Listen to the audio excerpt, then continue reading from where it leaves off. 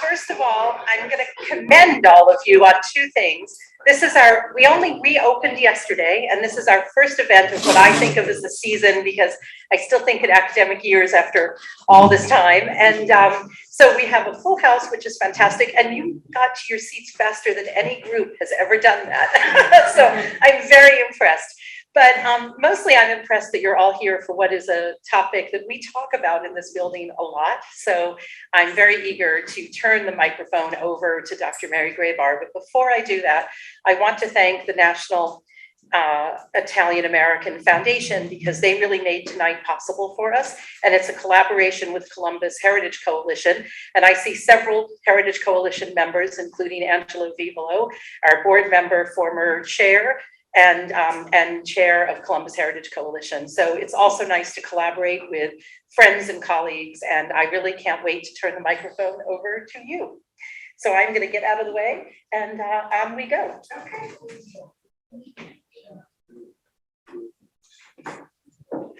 Well, thank you for having me. Because I misinterpreted an email message, I thought I was going to be here for 15 minutes and making some casual remarks before your speaker came up.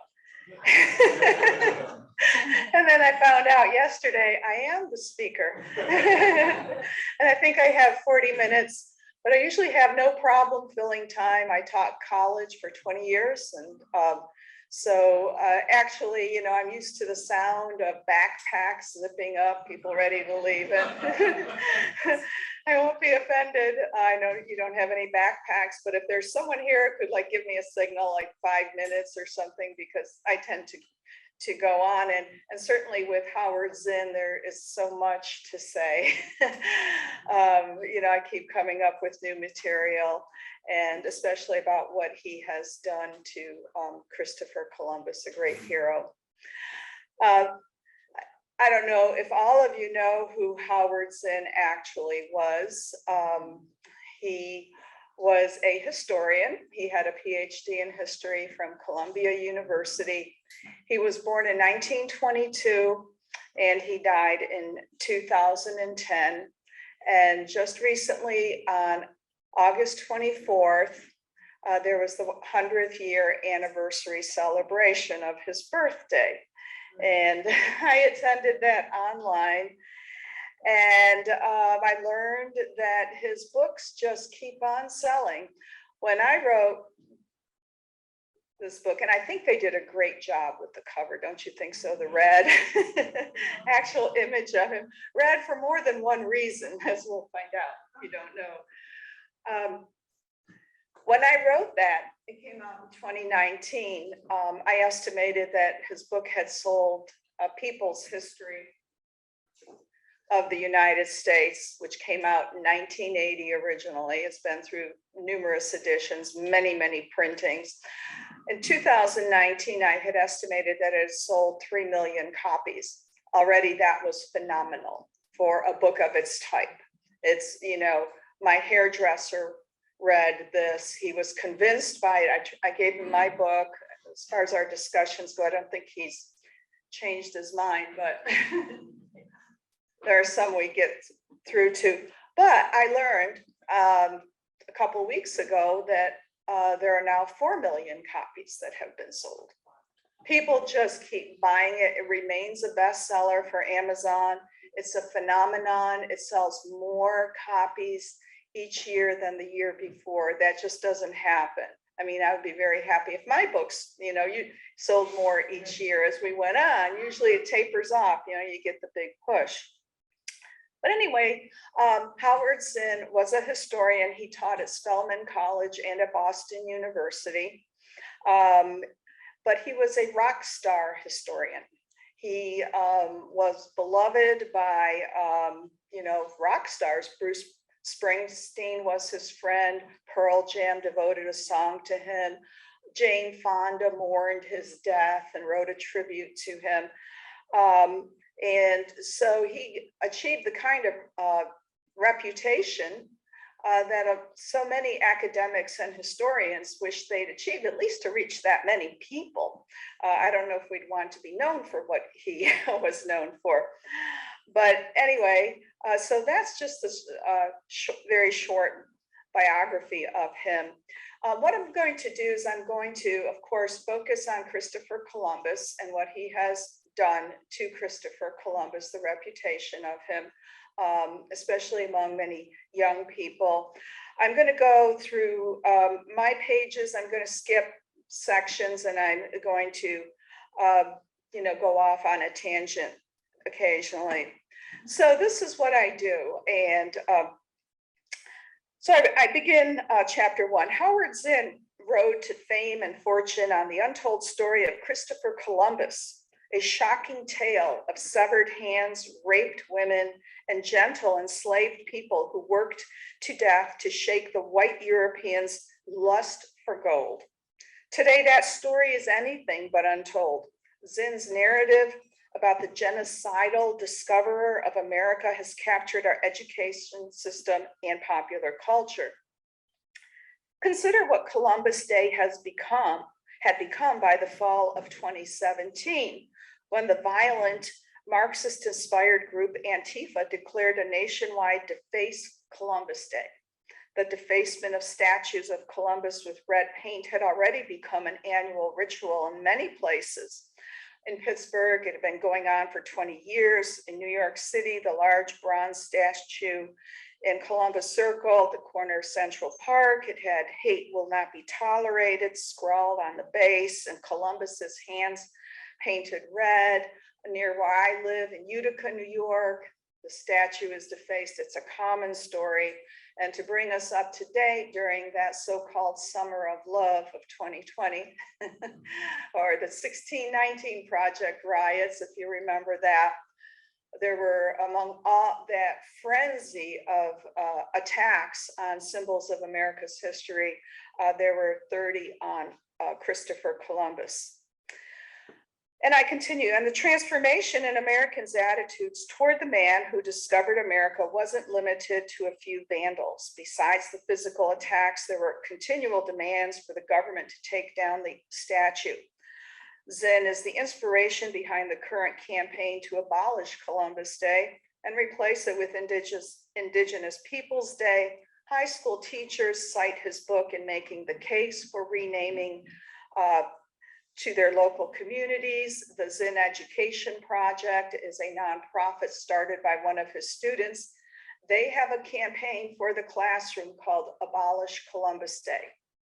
They send out free teacher kits to teachers of third graders who have them write letters to local officials to abolish Columbus. And what they learn about Columbus is based on Zinn. So, back in 2018 in San Francisco, Cincinnati, and Rochester, New York, and 60 other cities had come together. They'd replaced Columbus Day with the Indigenous Peoples Day. 6 states, as of that writing, do not recognize the holiday as Columbus Day. In 2018, for the first time, Columbus, Ohio did not observe the federal holiday, with officials claiming that the city could not afford to give its employees the day off. Many articles reporting on this trend cited Howard Zinn's role in the change in attitude. Courthouse News Service, describing the overwhelming support in San Francisco for changing the holiday with a board vote of 10-1, explains social activist and historian Howard Zinn dedicated the first chapter of his 1980 book, A People's History of the United States, challenging the popular narrative of Christopher Columbus as a stoic hero who overcame adversity to become the first Western explorer to find the New World.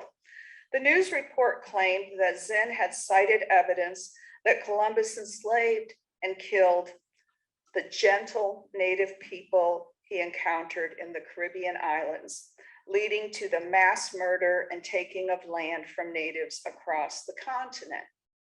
The sponsor of the bill, San Francisco Supervisor Malia Cohen, had written in a Facebook post, "The indisputably horrific things that Christopher Columbus did to the established inhabitants of the Americas with whom he came in contact are #facts."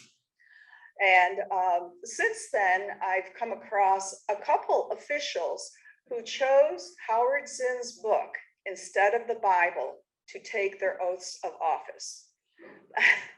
Yes, that is true. There's a city council member and a district attorney. That ought to scare people. In Columbus, on Columbus Day in 2018, in a man on the street interview at the Columbus Fountain near Union Station in Washington, D.C., a man who looked to be in his 30s explained in reply to a reporter's question about celebrating the holiday that guy, Columbus, killed a lot of Native Americans. He cited Zinn's history. And I bet you if you went down on the street and asked people, especially younger people, they would say the same thing. Zinn's work has affected the teaching of history, even in cases where his own materials are not used. According to Professor James Green, who noted in 2003 that nearly every college textbook published during the last 2 decades now begins, as Zinn did, with the European destruction of the Indians. Zinn was quite proud of that accomplishment. He lived to see the day when, on the 500th anniversary of Columbus's first landing in the New World, Americans were bitterly divided over whether Columbus Day should be a day of celebration or mourning, of pride or shame. That was, as he wrote in his autobiography, one of his greatest accomplishments. He was very proud of that fact. And of course, that the recognition of Columbus has changed drastically the identity of this country, even before the founding is identified with Columbus. So during the War for Independence, America distanced herself from Britannia by calling herself Columbia. Columbus's discovery was celebrated in 1792. King's College became Columbia University. The new capital was the District of Columbia. Washington Irving, in 1828, the famous writer, wrote the best-selling multi-volume history of Christopher Columbus and of the discovery. The 400th anniversary, 1892, there were parades, civic gatherings, speeches, church services, and a proclamation by President Benjamin Harrison. And he said, to observe Columbus Day. He called him the pioneer of progress and enlightenment. In 1893, we had the world's largest fair to date, the Columbian Exhibition in Chicago. And around 1892 was also a time of vast discrimination against Italian Americans. That's when there was the largest mass lynching in this country of 11 Italian men. There was overt discrimination. There have been signs put up at employment places, Irish need not apply. The same was true for Italians. Zinn's warped version of Columbus, this new version, and the discovery of America was intended to reverberate into American political life as the 1995 edition's new chapter, The Unreported Resistance, which dealt with protests against military efforts in Central America and Iraq, showed. 3.5 pages were devoted to Native Americans who connected these conquests with the original one by Columbus. So everything's going back to Columbus, allegedly. And they protested against the quincentennial celebration of discovery of America. The Education Project put out a book called Rethinking Columbus. It sold 200,000 copies in a few months. There were protests against Columbus on the 500th anniversary, where there should have been widespread uniform celebrations. In that 1995 edition, Zinn wrote, he exulted, for generations, exactly the same story had been told all American school children about Columbus, a romantic admiring story. Now thousands of teachers around the country were beginning to tell that story differently. He was proud of that. So what exactly was Zinn's new and different story about Columbus, and where did it come from? In a 1998 interview with his admirer, David Barsamian, when David asked him, in the course of your investigations and writing a people's history, what facts came out that were startling to you? Zinn answered, I suppose just as the readers of my people's history were startled by my story of Columbus, I was startled myself. I must confess that until I began looking into it, I did not know any more about Columbus than I had learned in school. By this time, I had a PhD in American history. Nothing that I learned on any level of education from elementary school through Columbia University changed the story of the heroic Columbus and his wonderful accomplishments. It wasn't until I began to look into it myself, read Columbus's journals, read Bartolome de las Casas, the great eyewitness who produced many volumes on what happened to the Indians. Not until I began to read did I suddenly realize with a kind of shock how ignorant I had been led to be by the education I had gotten in our national education system. Presumably extrapolating from the many volumes he had read, Zinn found the inspiration for the dramatic opening sentences of a people's history. Arawak men and women, naked, tawny, and full of wonder, emerged from their villages onto the island's beaches and swam out to get a closer look at the strange big boat. When Columbus and his sailors came ashore carrying swords, speaking oddly, the Arawaks ran to greet them, brought them food, water, gifts. He later wrote of this in his log. They brought us parrots and balls of cotton and spears and many other things which they exchanged for the glass beads and hawk's bells. They willingly traded everything they owned. The quoted passage from Columbus's log continues with Columbus's description of the Arawaks. He describes them as well-built and handsomely featured. Having never seen iron, they accidentally cut themselves on the European swords when they touched them. The passage ends with Columbus's famous, now infamous words. They have no iron. Their spears are made out of cane. They would make fine servants. With 50 men, we could subjugate them all and make them do whatever we want. And this was a passage that was read during an episode of The Sopranos, where the teenage son, AJ, is doing his homework in the morning and his father gets upset. And he says, and AJ says, well, my teacher told me this is true. And this guy named Howard Zinn said it was true. There are ellipses in this passage, those 3 or 4 dots that everyone learns about in English class. You put those in when you're quoting and you don't have room for the entire quote, but it's not supposed to change the meaning, right? And so, of course, I'm writing this and I say the ellipses in this passage are Zinn's, not mine. And as we shall see, those omissions are essential to Zinn's dishonest retelling of the Columbus story. By leaving crucial words out of the quotation, Zinn makes Columbus say something very different from what he actually said. Zinn began and finished a people's history of the United States in less than a year after he returned from a 4-month professorship in Paris in 1978. This fact, quote, surprises people and sometimes makes them think I obviously did it in a hurry and didn't spend much time on it, he explained. But he claimed I'd been accumulating the notes and material, the data for 20 years as a result of teaching and writing about history. Once he sat down at his typewriter, he claims it came very fast.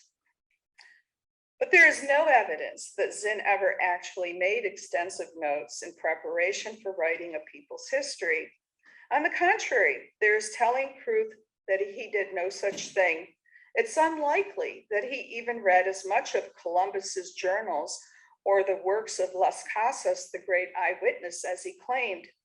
The truth is that Zinn's description of Columbus's first encounter with the American Indians is lifted from a little book, a little over 100 pages long. It's called Columbus, His Enterprise, Exploding the Myth. This book was written for high school students, and it was written by a fellow anti-Vietnam War activist by the name of Hans Koning, and it was published in 1976.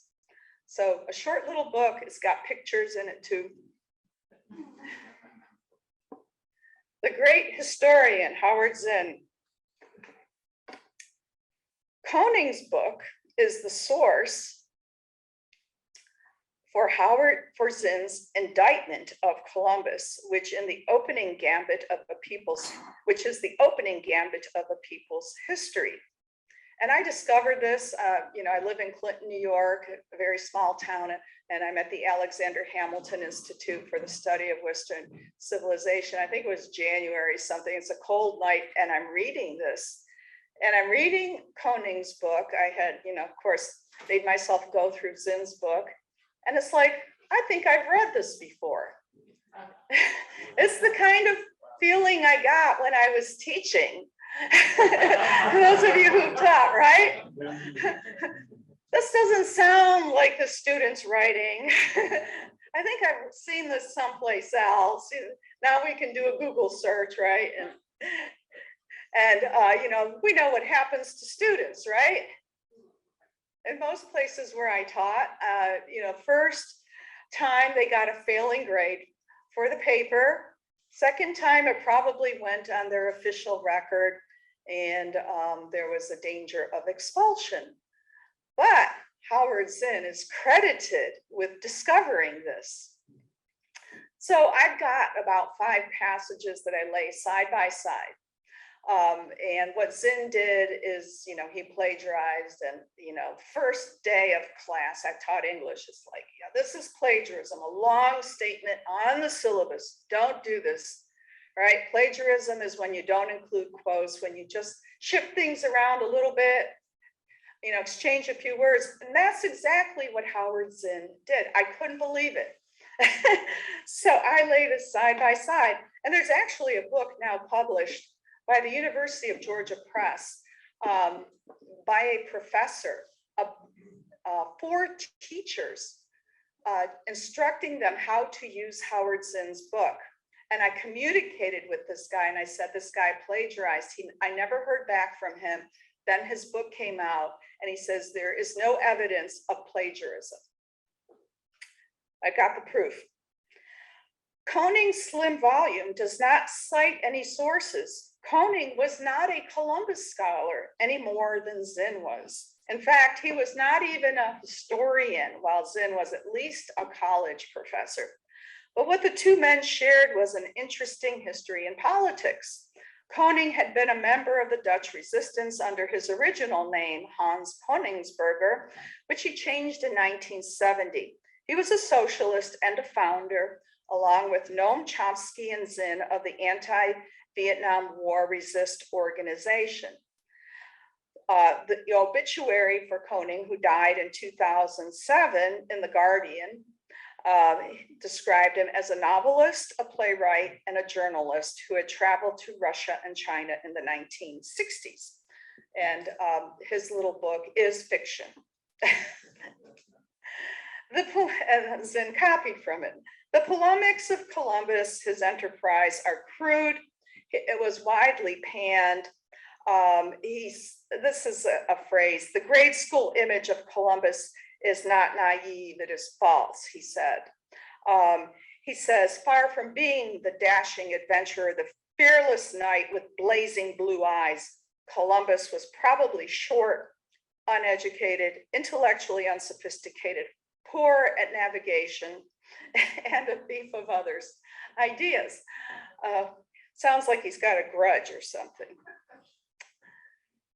Koning's book was panned by commentators and historians who took note of the change in tenor as the 500th anniversary of the discovery of America approached.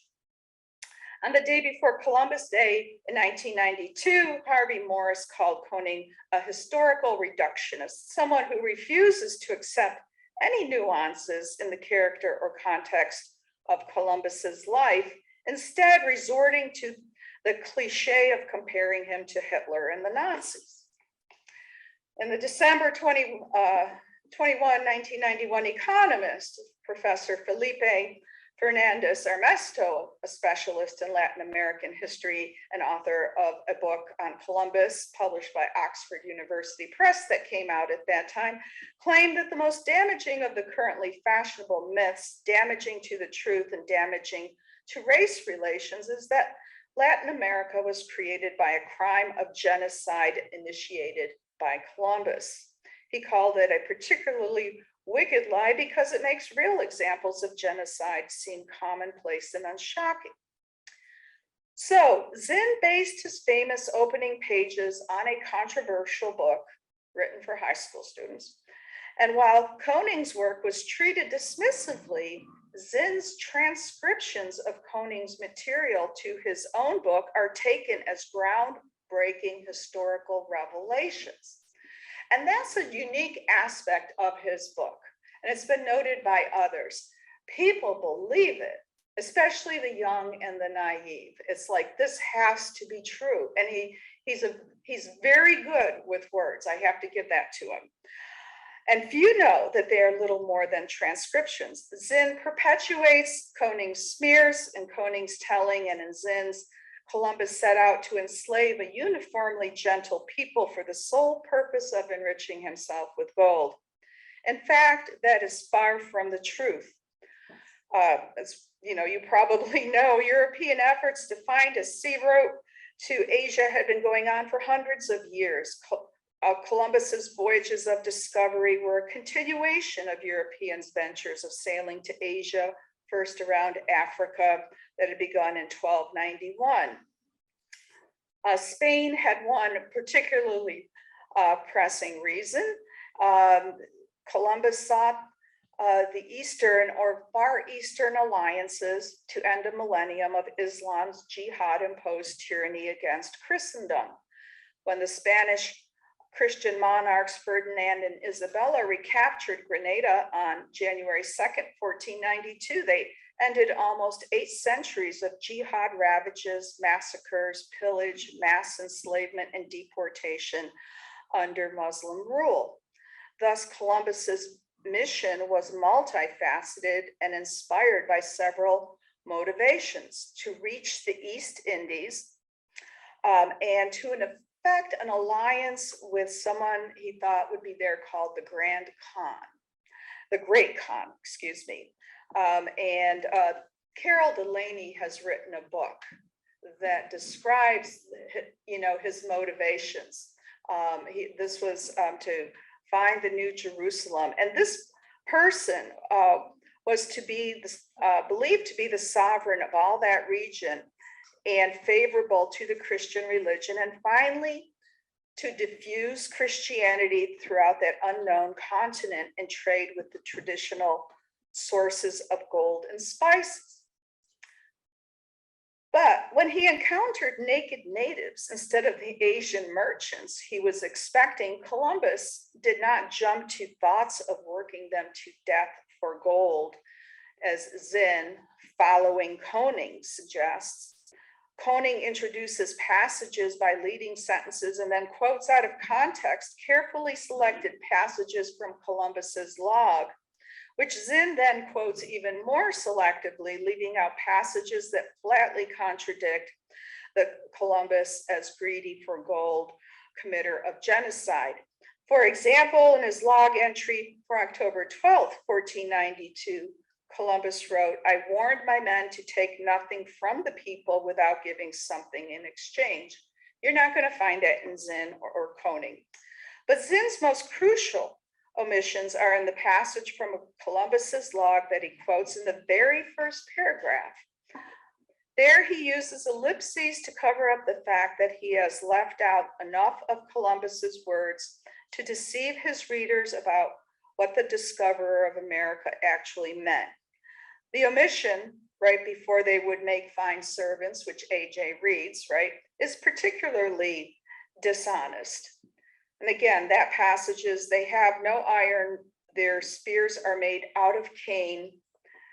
They would make fine servants. With 50 men, we could subjugate them all, make them do whatever we want. Here's the nub of what Zinn left out. This is what he wrote.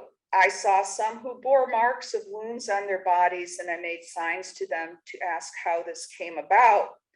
And they indicated to me that people came from other islands which are near and wished to capture them, and they defended themselves.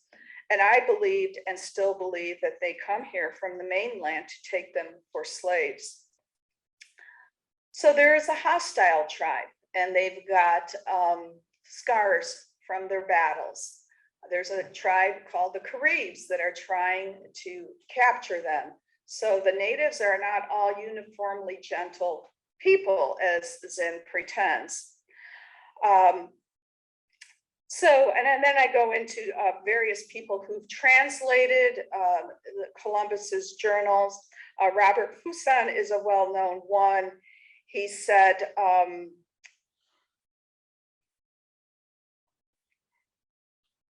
that actually when what Columbus was referring to when he said they would make fine servants was what the Caribs, the hostile tribe, was thinking of. But Zinn makes it appear that that's what Columbus is thinking with those ellipses. And what I point out is that those ellipses between the two phrases, they would make fine servants, the ellipses, and then with 50 men, we could subjugate them all and make them do whatever we want. Those ellipses indicate 2 days worth of passages. Pages, okay? Fail, 0 for this paper. But people believe it. People like AJ, a teenager in school, they believe it. This is the truth.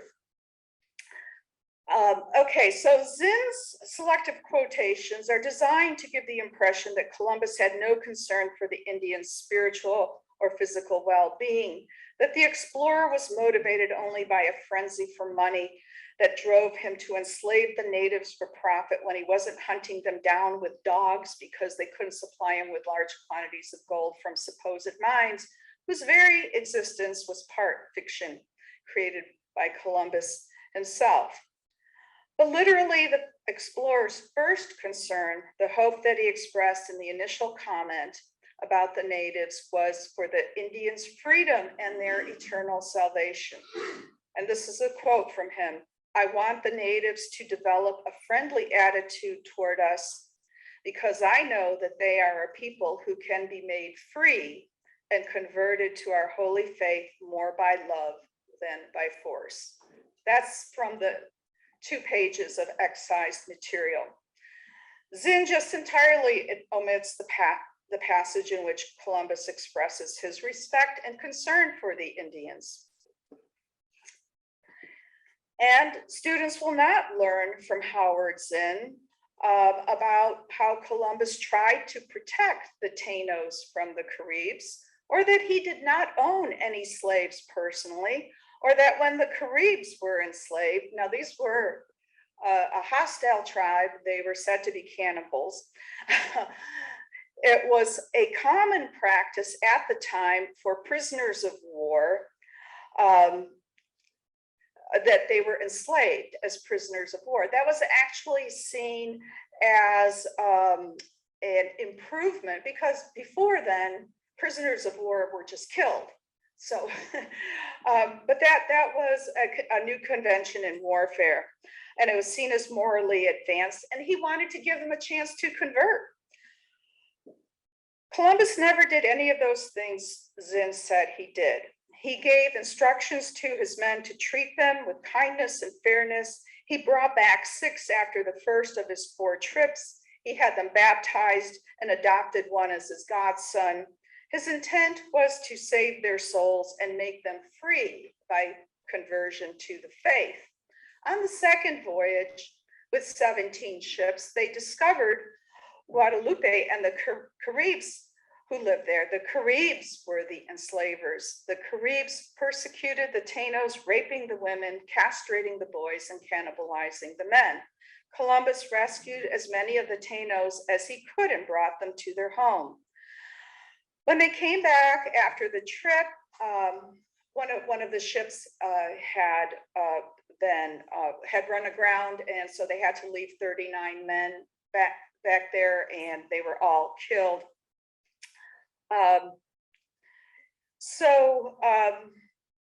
But the men accompanying Columbus refused to work. When some returned to Spain with 26 of the Caribs, Columbus asked that these Caribs be treated better than other slaves and be instructed in the faith. There was abuse, but it was not by Columbus, it was by some of the men. But Columbus is blamed for it by Howard Zinn. When Columbus returned to Spain in 1496 after the second voyage with 200 of the Christians and 30 natives, he was dressed in a brown monk's habit, perhaps in penance for how the Spanish had treated the natives. He set sail again for the third time in 1498. He discovered that in his absence, a man named Roldan and his men had gone on rampages. He ordered that 2 of the men be hanged for their abuse of the natives. Francisco de Bobadilla, who had been sent by the king and queen to check on the settlement in La Isabela, became enraged. When Columbus arrived after exploring the islands, he was put in chains, but sent by Bobadilla and sent back to Spain. Now, both Koning and Zinn mock Columbus for that, because he was unjustly put in chains, for protecting the natives. Queen Isabella ordered the removal of the chains, but sent Nicholas Ovando with 35 ships and appointed him governor, thus stripping Columbus of his title. On Columbus's 4th and last trip with his 12-year-old son, he warned Bobadilla and his men of a hurricane, and you may have heard this story, but he ignored him, and Bobadilla went down in a storm.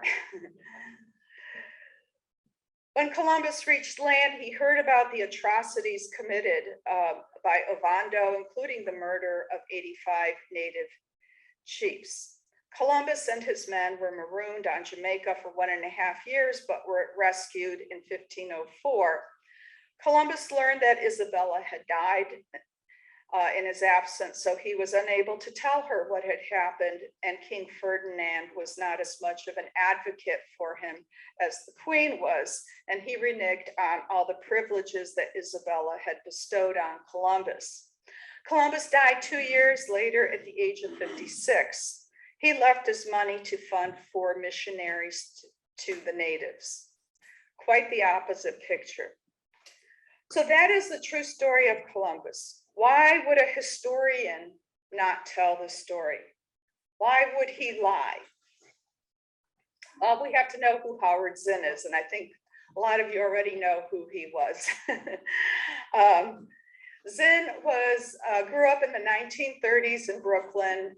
His parents never achieved the American dream as they thought. They were Russian Jewish immigrants. Zinn was very bitter because he had to work with his father as a caddy and a caterer. Hey, as immigrants, I'm an immigrant. I know, you take any job you can get.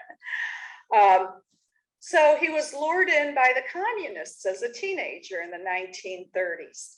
And he went to this, what he called a peaceful protest in front of Times Square. And they were just peaceful, but the policemen started knocking them on their heads with the batons. And he woke up, he came to in a doorway, and he thought to himself, and this is what he writes in his autobiography, which is taught to school children: those young communists on the block were right. The state and its police were on the side of the rich and powerful.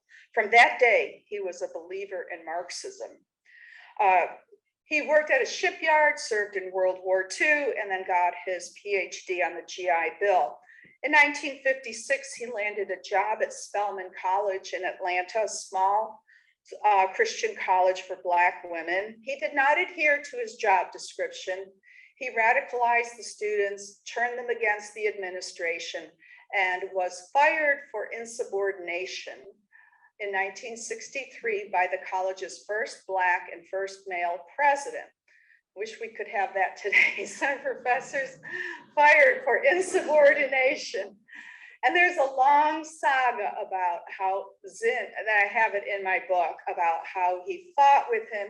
He compared this first Black president to a plantation overseer. It's really bizarre. But nonetheless, he soon landed on his feet and was at Boston University, where he radicalized the students there, led them on anti-Vietnam War protests, rooting for Ho Chi Minh.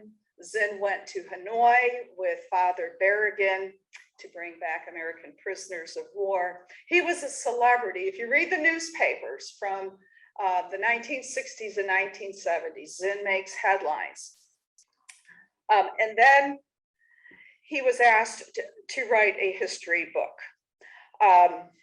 And so his book came out in 1980, and we know how he bragged about all the research that he did and the reading he did in the dusty library. No such thing. He had no time to read anything. So the reason why he would lie is because this book basically follows Frederick Engel's 1847 speech called The Discovery of America, which claimed that Columbus's discovery led to the struggle of propertyless against the property owners.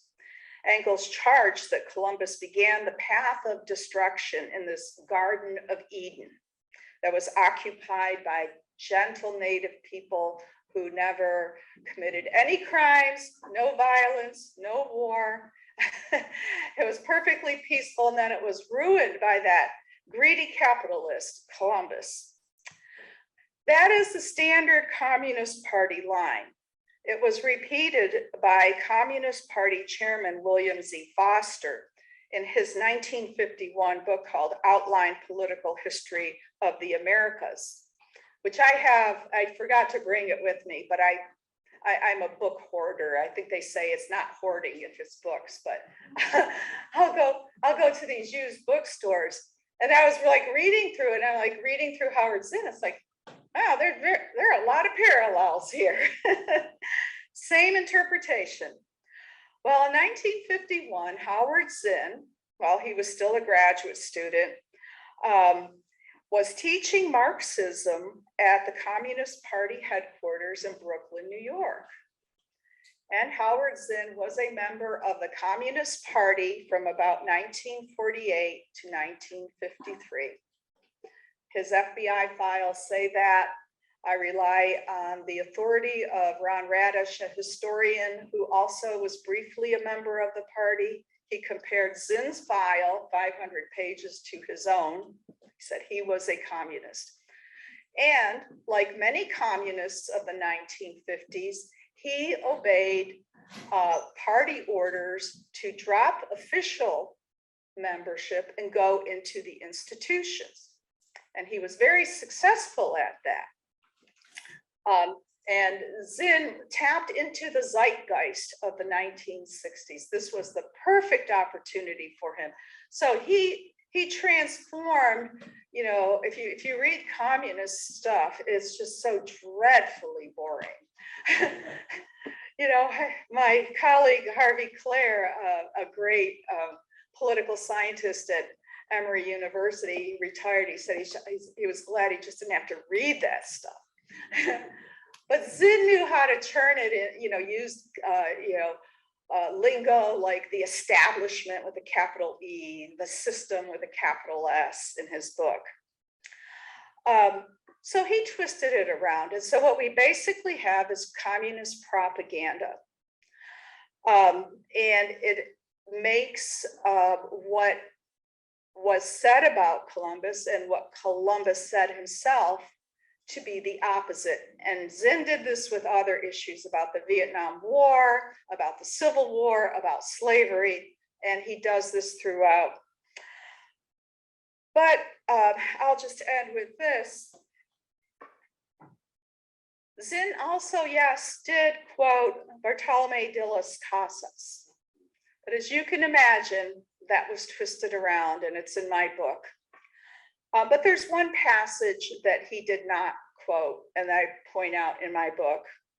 This is what Las Casas said about Columbus. Now, this was the crusading priest who had this conversion experience. He was originally a plantation owner, had slaves, and he was influenced by a sermon and said, we should not enslave the natives. For a while, he thought that Africans could be enslaved, but even, towards the end of his life, he's changed his mind on that.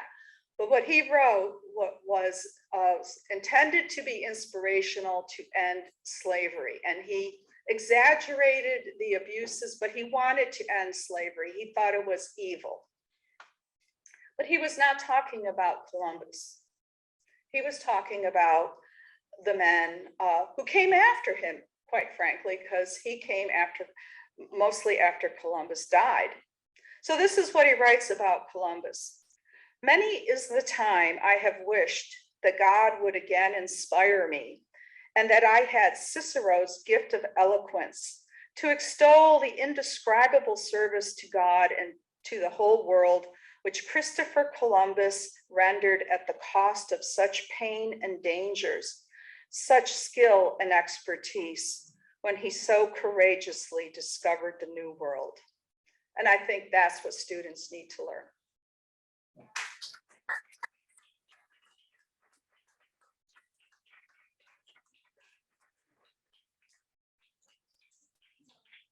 Here for hours and hours and hours, because I could certainly listen to you talk more. I think one of the fascinating things about your book, about your talk, and about the way I think about Columbus in the almost exactly to the day 3 years since I've been here as executive director is that history is so nuanced. You can't teach nuance as they're wrapping the noose around the sculpture's neck and pulling it down. But I guess I find it fascinating that Zinn has this kind of hold on, society in this way, because as we all know, if you've been in the academic world, I mean, you're lucky if you sell 300 copies of an academic book.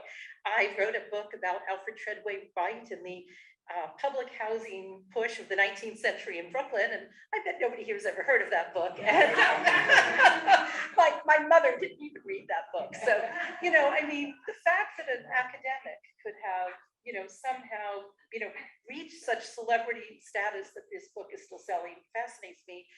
But, also coming out of the cultural heritage world, I mean, I was taught to want to interpret the many layers of history and let conflicting thoughts coexist. And so how we've gotten to a point where, it's go to the barricades for Columbus or take the Columbus statues down and absolutely nothing in between is troubling to me. I don't understand why we don't want to have an interpretation of Columbus that says, we don't really know whether he was a nice person or not, but he did something extraordinary. And no matter how we feel about perhaps our lack of understanding of Native American culture or what the exact encounters were like, I mean, he did something that none of us would do. We would not get into a little wooden boat, sail across the Atlantic Ocean, and do it multiple times. And so, I mean, he did something extraordinary. And I think the other thing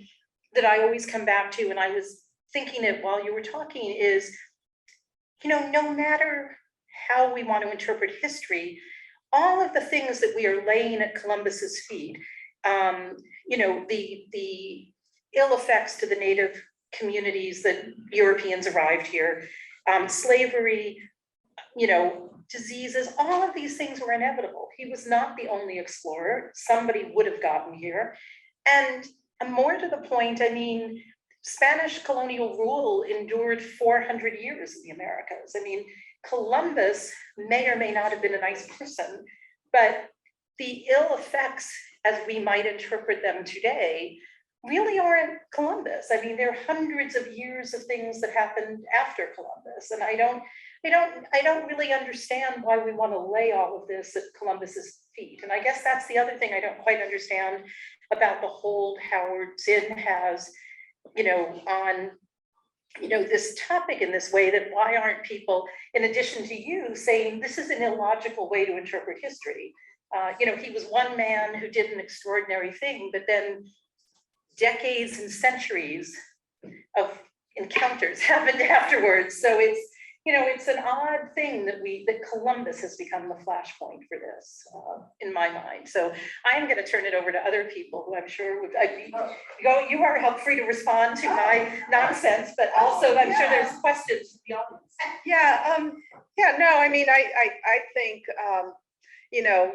once you study history, Bernard Bailyn is a historian that Zinn trashes.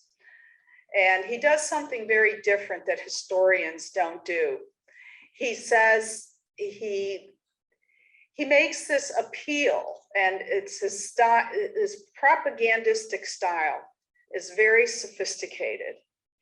He was able to capture the confidence of people, especially young people.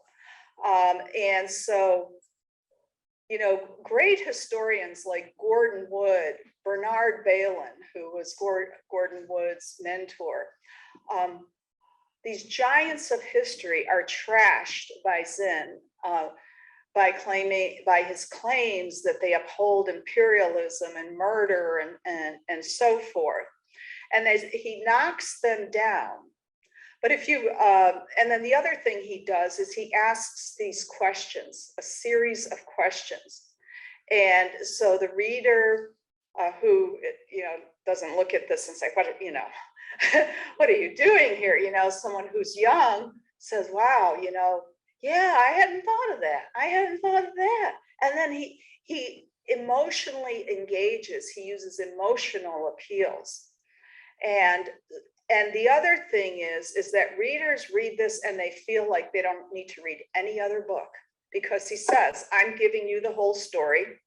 What other people are telling you, the patriotic story, the good story, is wrong. I've uncovered this. We know he hasn't uncovered this. I mean, this goes back to the 19th century. And the reason to attack Columbus is, the reason why our great heroes are being attacked, like in the summer of 2020. I mean, these standards that are placed on people of the past, they have to be saints. No one is a saint, right? But the reason you attack Columbus is you attack the very legitimacy of this country. Zinn comes out and says, this country is not real. I forget the word that he uses. He says it's illegitimate. We have no reason to be here. It's a pretense. I think he uses that word. And so where do you start to get to that place? You start with the person who discovered America. So the whole program right from the beginning is he claims is based on murder, exploitation, enslavement. So the whole, we need to start over. And that's his objective. Because as he goes through page by page, the reader will say, wow, this didn't work. The Constitution is corrupt. Oh, the Equal Voting Rights Act won't have any impact. Oh, women's suffrage, they're still slaves. He compares women to slaves. This is really insulting. None of this is just, because we still have an unequal distribution of property, of wealth. And the founders were hypocrites. And so you have to start with Columbus. And I was talking about Bernard Bailyn, he's got the he's got a book about the barbaric age, and he talks about what life was like in pre-Columbian America among the native tribes. I mean, it was universal warfare. Enslavement was universal. But in terms of what Christopher Columbus did and what the West did, if you compare it side by side, you know, there's kindness there. There was concern for people's souls.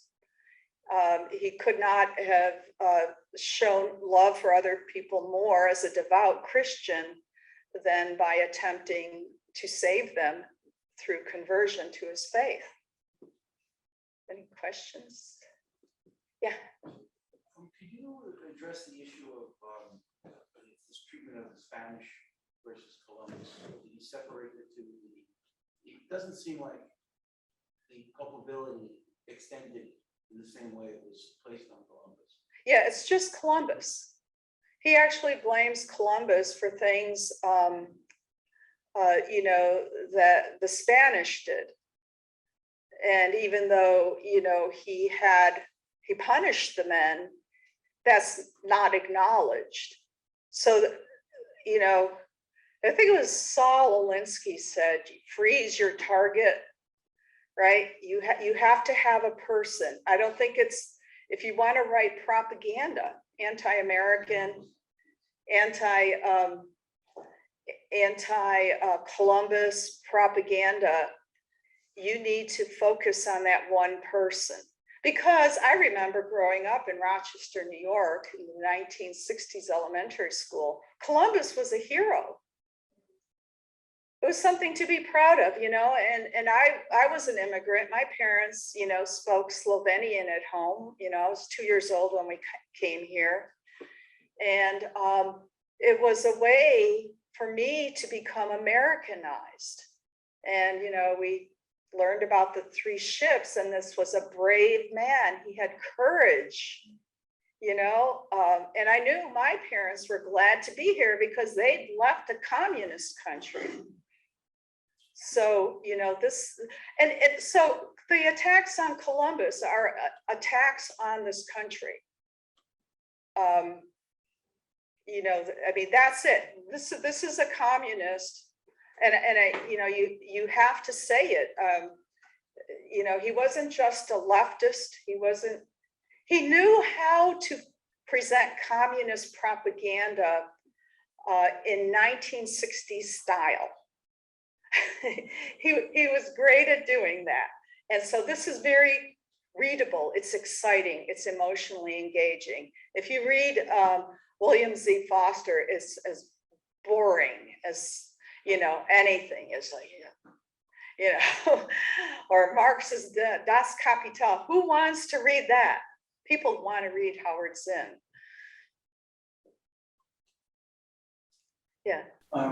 Thank you. I read the book. I thought it was excellent. Thank you. And I think the thing that was most amazing in the book is the fact of how it became so ingrained, not only in academia, Hollywood culture, your comment about the dialogue that in Good Will Hunting, Right. brought it home, because this is so much bigger than the one book. It's throughout the whole system.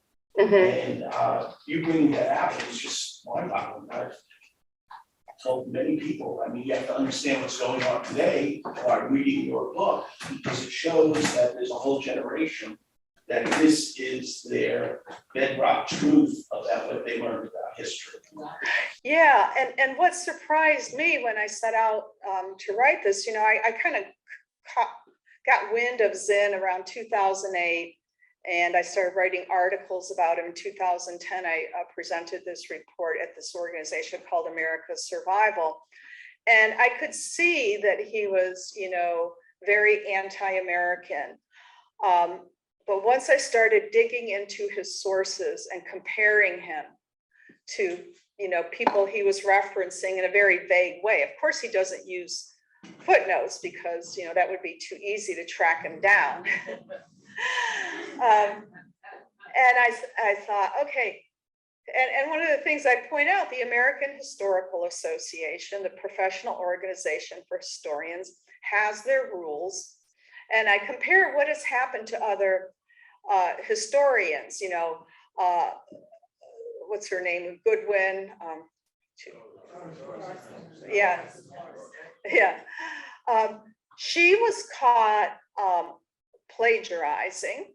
She had to pay out a lot of money.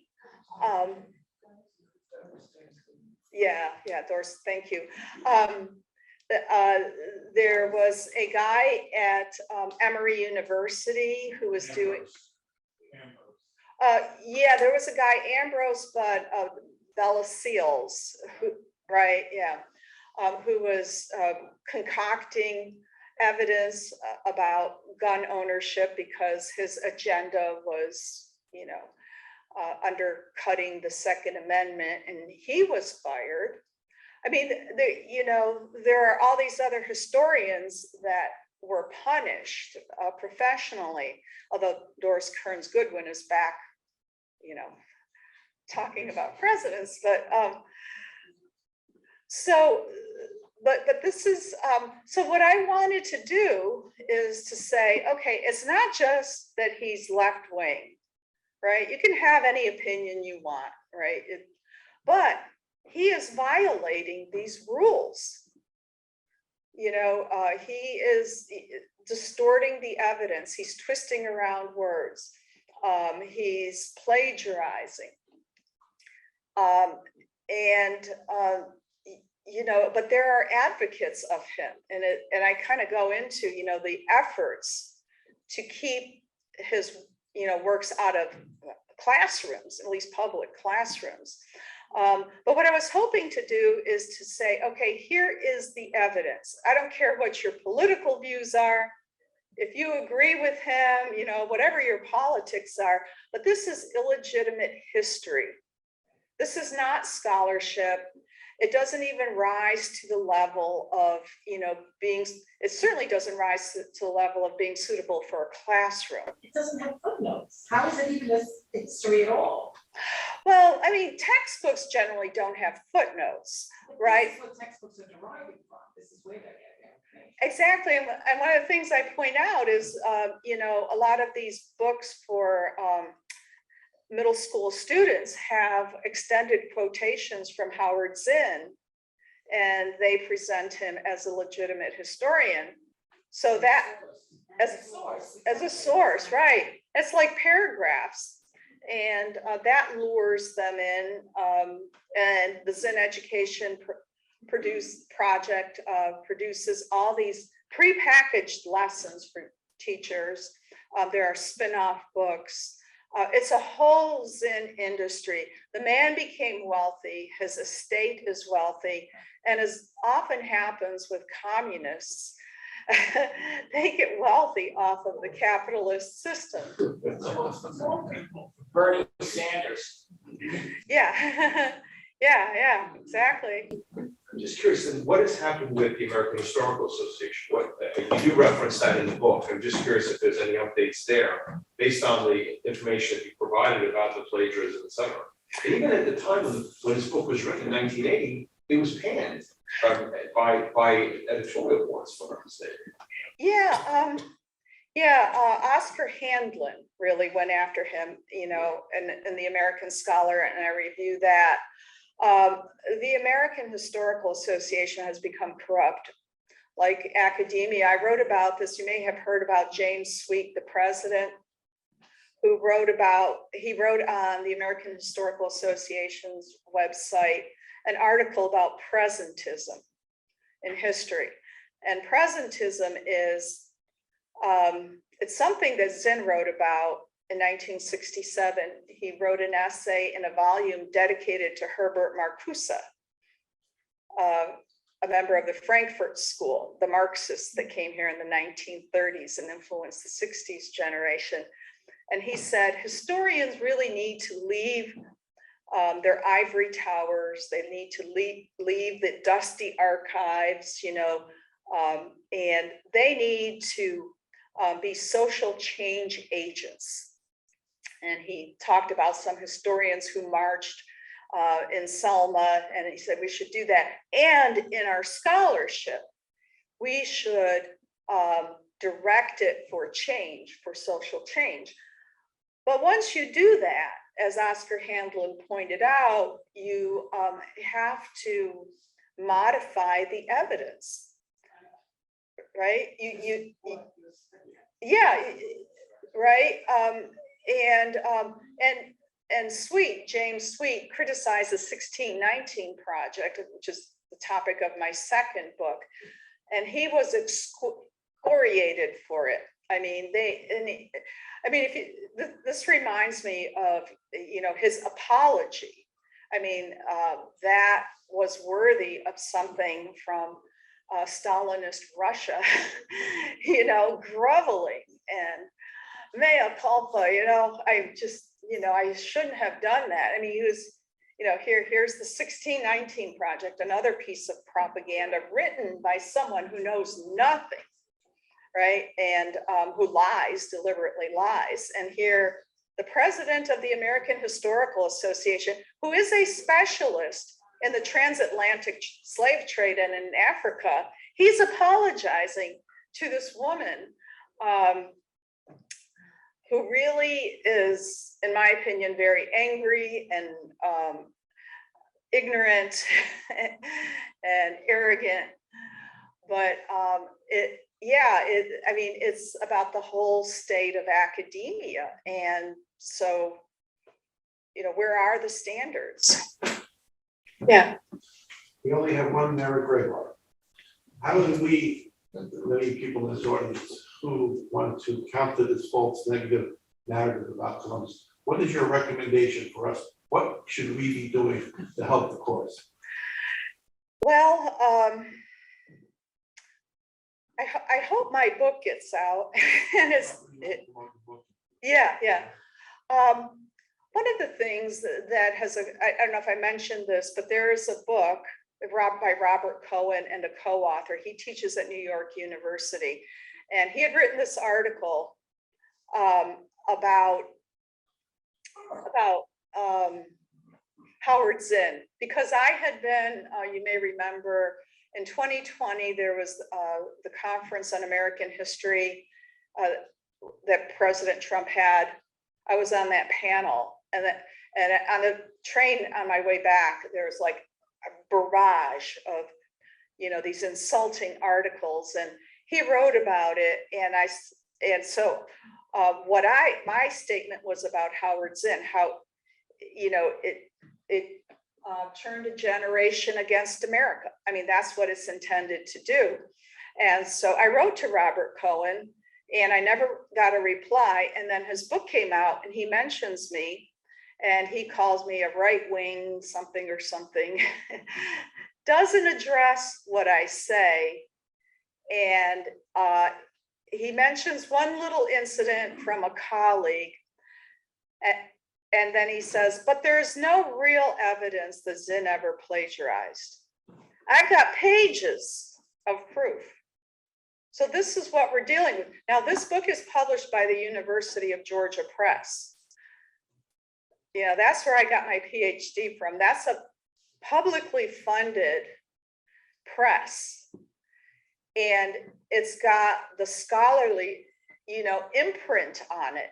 And it's directed towards teachers. And here's this New York University professor saying, Mary Grabar is a right-wing activist, I don't know, names I've been called, and there is no evidence that Zinn ever plagiarized. Now you've got these teachers who may have been taught history with Howard Zinn, and they're going to believe him.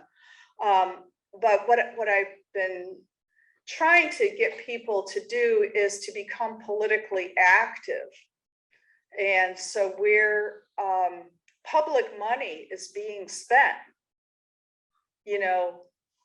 object to it, write letters. I would like the University of Georgia Press to retract that book, because it's just not true. And it's encouraging the use of a book that is based on lies to be taught in classrooms. And I'm not saying that, the founders and Christopher Columbus should be presented as saints. I'm not saying that at all, but they should be acknowledged for the significance to this country, for their accomplishments, and as important people who did important things. I think we're gonna end on that very perfect note. Okay, thank you. And I'm gonna thank everybody for coming and thank you. I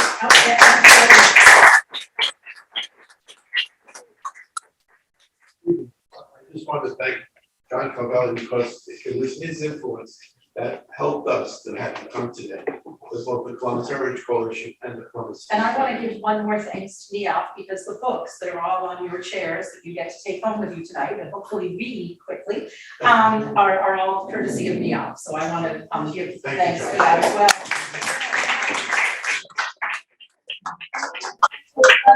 Very sad about what people can do, because it's easy to be in an echo chamber and all agree, but I think the important thing that people can do about any topic that they care about passionately is be present at events. I mean, be vocal. I think one of the things that we just had a very long meeting today about the Columbus Day Parade and participation in that, and talking about our own membership of 600 people and the very small percentage of that membership that is out there on Fifth Avenue with us. And so I think one of the things we want to do, not just about Columbus, but about all things we care about in the city and state and country in which we live, is that if you get involved in things, you can be the best ambassador for any topic. It's when you complacently sit back and go, well, that's really a shame. And then that's when things take off like wildfire. So we all need to have a little bit of activist spirit in us. Thank you again. Thank you.